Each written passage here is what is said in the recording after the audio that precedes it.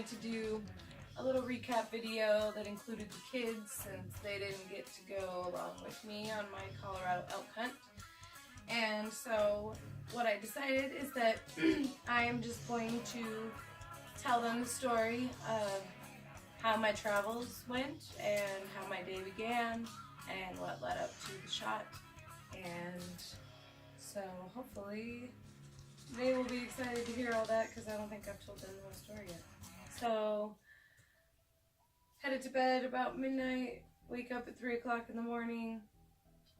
We get to where we're gonna hike from and it's about 4 o'clock, and we take off and we're going through the woods and it's completely dark and there's no moon, there's no clouds in the sky, there's some stars out, and we hiked through the woods for about 2 hours when it started to get light. And as we were coming along, the whole entire sky turned this like super red color.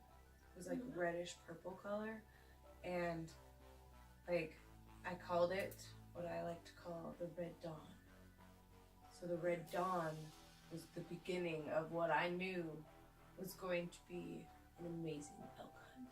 Coming across the field, and we know that we've got to get down to where they're at, but we've got to go way down this mountain. So we head down the mountain and we get to the bottom and we can just hear them. There's probably 6 bulls bugling. There's another like 3 or 4 that are coming towards us. There's, I don't even know, probably 100 cows that are making their little cow call all through the woods. Is that what it sounds like? I don't know. That's like a baby deer sound. You don't know what an elk sounds like? You don't know what an elk sounds like?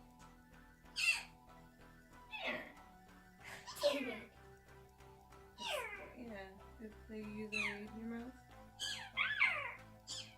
Okay, so I'm not very good at this. Alright, so anyway. Lay down. Come on, lay down. So we're going along, and the red dawn begins, and we start, yeah, it was like that. The whole entire sky, I'm not kidding, the whole sky. The red dawn. Okay, so we're going along, and we get to where we can finally see them. And so now we're like anywhere between 30 yards and 50 yards away from where the elk are. And we can see them just going through the woods. Lay down. And there's all these aspen trees, and you can't hardly see through them. And they're like the big white like birch trees. Oh, yeah. No, lay down. Lay down, Benelli. Lay down. Lay down. Lay down. So the aspen trees are kind of like birch trees, the white ones that are by creeks and stuff. But down there, they're just like everywhere. And so we get, and we're looking through these areas, and we could just see little spots all along where you could see like an elk go through it, an elk go through it, and then be another elk. And you'd see a bull over here, and then you'd see a little spike over there. And so it was like trying to find ants on a hill, basically. And yeah, and so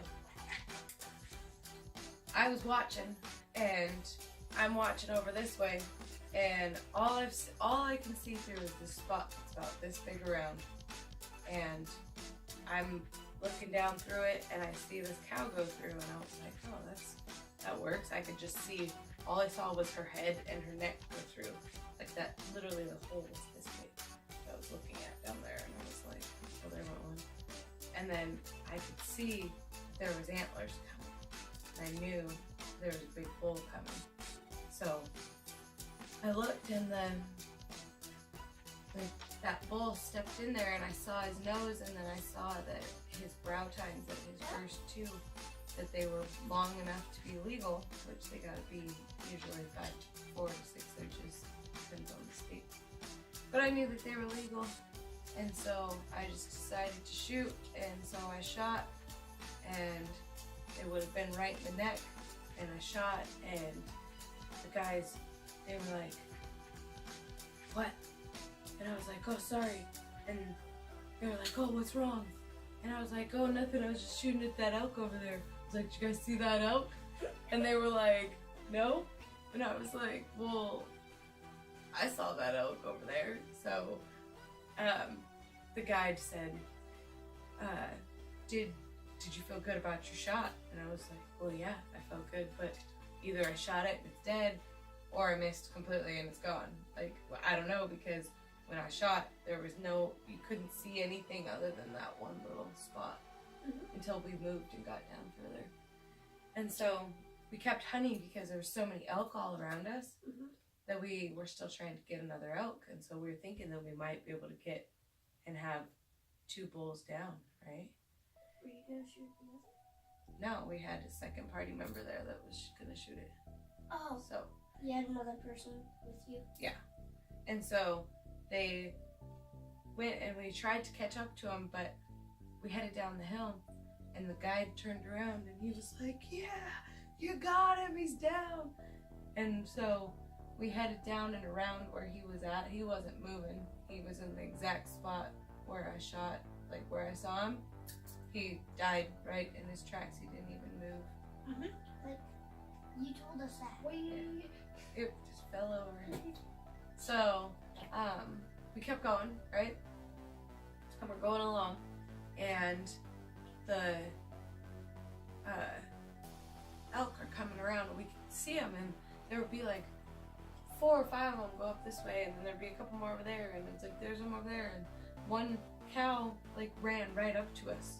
It was like between, like as far away as the door, so it wasn't very far. Like it was running right If up that to was us. an elk, you should eat that. Yeah, but it was a cow, not a bull.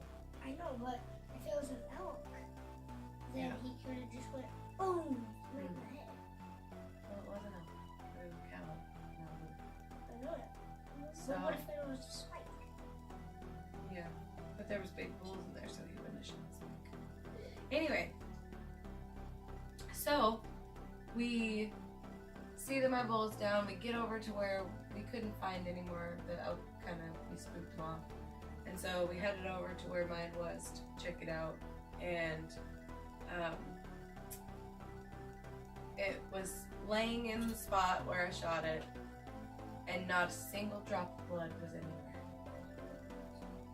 There was no blood on the ground. There was no blood on the elk. Not a single drop. Isn't that weird? Yeah. So we were like poking at it, like making sure it was dead and not alive. I mean, its eyes were open and it was dead. Its tongue was hanging out. But there was no blood coming out of its mouth. There was no blood anywhere. It was just sitting there. And so then I was like messing, like taking video and stuff. And all of a sudden I heard something. And I have the video, and I heard something, and I thought the elk were coming back. And it was this dun dun, dun dun. And then I thought, oh God, is that a bear? Because there was a lot of bear sign around, and that's what it sounds like when a bear is charging some woods at you, is that boom, boom, boom. And so I was sitting there, and then I realized that it was coming from the elk that I was sitting on, because I was like leaning on him, and it was like right where his neck was at, and there was this huge spot like this big, and it was pulsing,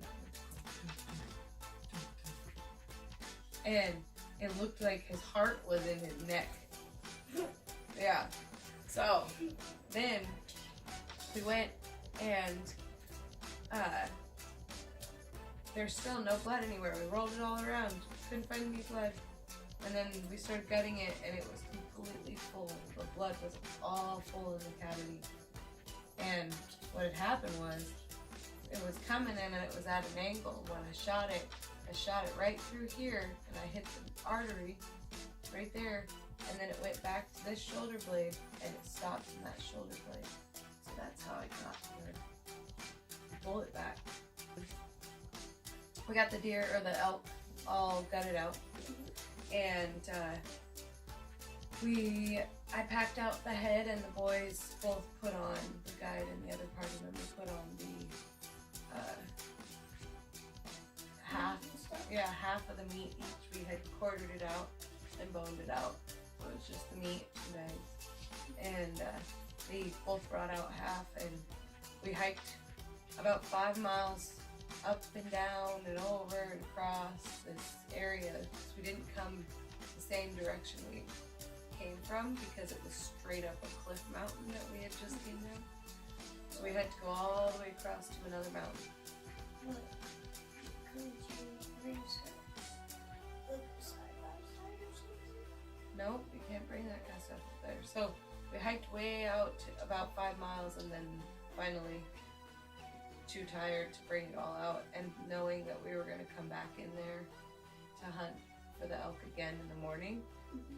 And so we decided to leave my meat, and so we found a tree, and it was cold. We went all the way up to where it was like there was a bunch of snow, and we found a tree and hung up my meat, and then headed down the rest of the way to where the guide's wife. Did you keep your head with you though? Yeah, to where the guide's wife met us, and then we took the head and all the stuff in and dropped it off. And the next morning we did the same exact thing. So we got up at 3 o'clock in the morning. Yep.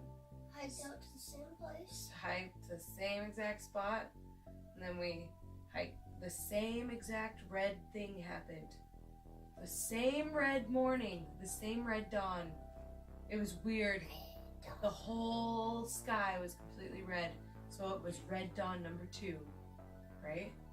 So then we hiked, and we went to the same exact spot where I shot my elk, and we waited for them to come to us. Well, the wind shifted, and we got winded, so it pushed the elk further away from us, right? So we decided that we were going to try to get them. So we headed down to where they were at. And finally, when we got down, we went quite a ways down, and we get down and we see them, and they're back over here. And we're like, oh, there's one. And then I was like, oh, there goes one. And so I'm filming all of this, right? And I got some really good video of, like, I'm saying like probably 100 elk just like walking through. It was crazy. So we get going, and we decided, because we had been cow calling and bugling the whole way down there, so that the elk thought that we were another bull and a cow. And so we headed down, and when we saw them, we knew that they were coming around this way. So what we did was we ran for 200 yards across this big area, running as fast as we could and as quiet, but like still calling, so we sounded like we were elk. Going across there as fast as we could to cut them off as they came around this way. And right as we get over there, it was like, boom, there they are. And so then he stands up at 30 yards, boom, one shot, shoots it. I could see it hunch up, and it was a big one, right? Bigger than yours? Yep. And you should you were gonna shoot it. I know, well, you know, mine I shot, and I didn't think about, like, in Montana it's so hard to find an elk that when I saw one that was legal, I just decided that I was gonna shoot it. Next year, we're gonna go back again. We brought horses in the next day, and then packed out all the meat with the horses. Now I just gotta wait for my stuff to get shipped here. They have to process all the stuff, and then they have to process the head.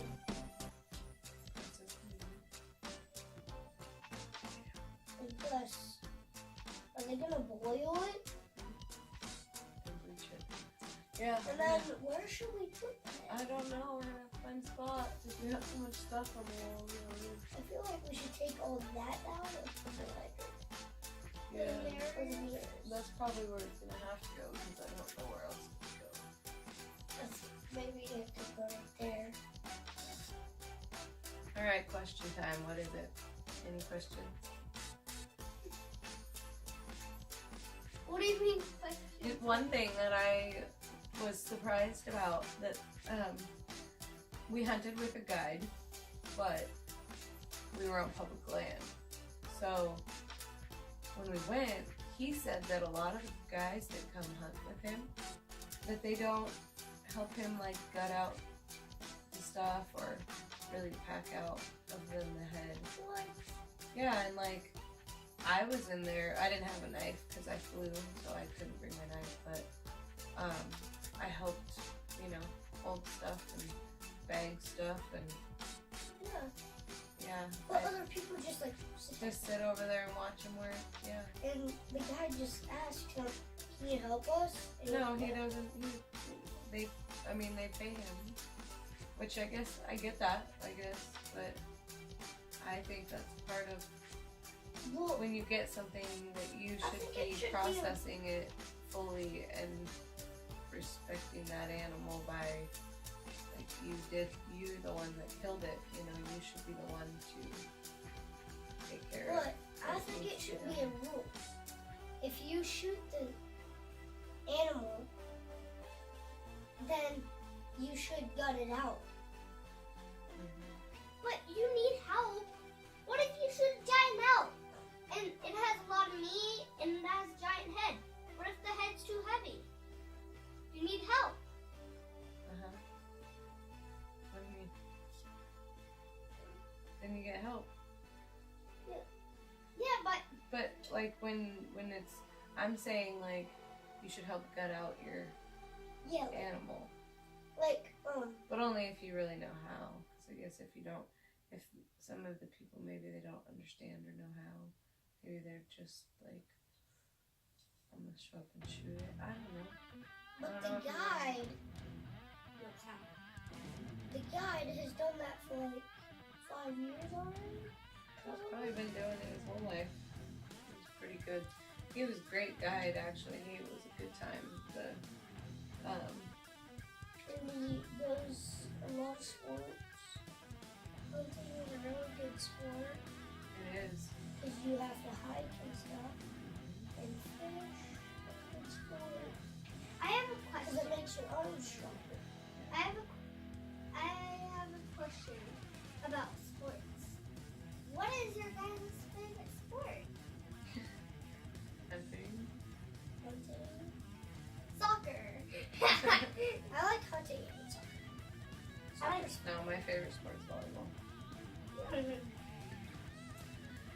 So we're gonna end things here today with one last final thing, and it's the most important thing. Remember to always fill your day with love. Like and subscribe if you really love this channel. And share this video. Okay, they're better than me. They remember all the things that we're supposed to remember. Alright, fill your day with love. Bye. Bye.